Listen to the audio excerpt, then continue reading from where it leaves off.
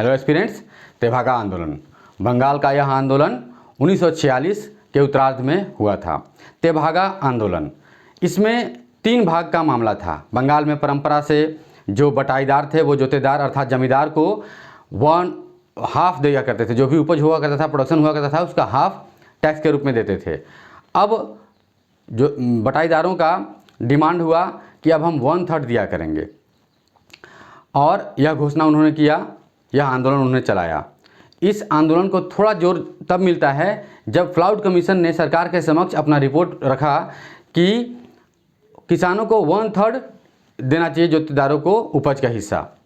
तो इनको और मनोबल बढ़ा, इन्होंने और एक्टिव तरीके से इस काम को किया।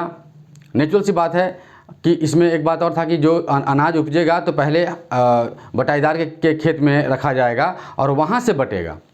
नॉर्मली क्या हुआ करता था कि जमींदार के खेत में सारा अनाज उपज के गया, वहाँ से बटाई हुआ हाफ।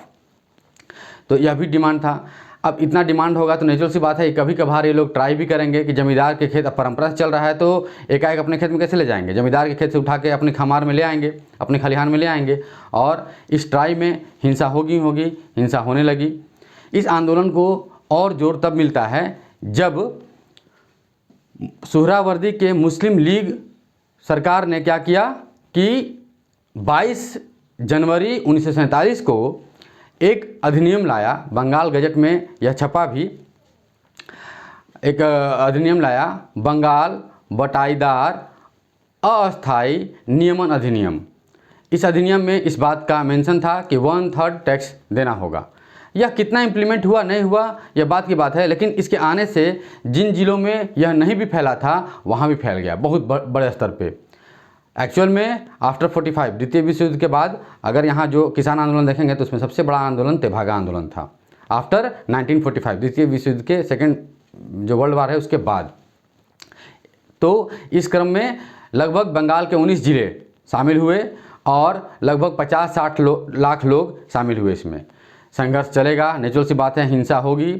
बार बार आप उनके पहला स्टेप क्या है कि आप खलिहान में अनाज रखें, तो बार बार जमींदारों के खलिहान से लाने का प्रयास करेंगे, हिंसक झड़प होगी, हिंसा होगा।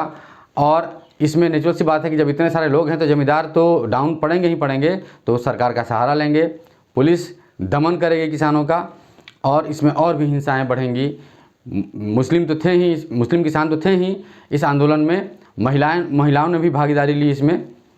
और यह आंदोलन तब हो रहा है जब नोआखाली का भयानक दंगा हो रहा है बंगाल में।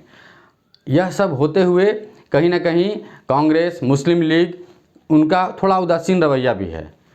किसने क्या किया वो अलग बात है, लेकिन इनका उदासीन रवैया है, सरकार का दमन का नीति है यहाँ पे।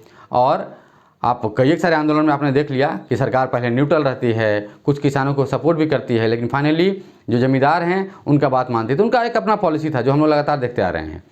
अब ये जो उदासीनता है कांग्रेस की और मुस्लिम लीग की, इसके बाद सरकार का दमन है।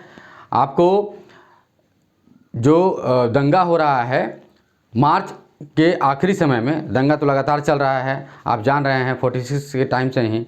तो ये जो दंगा मार्च के अंत में 1947 मार्च के अंत में जो दंगा भयानक रूप से होने लगा और उसका जो परिणाम आया ये भी, और किराए पर जो ज़मीन लिया करते थे बंगाल के मध्यम वर्ग, उनके कारण भी, इन सब कारणों से यह आंदोलन फाइनली शांत पड़ गया।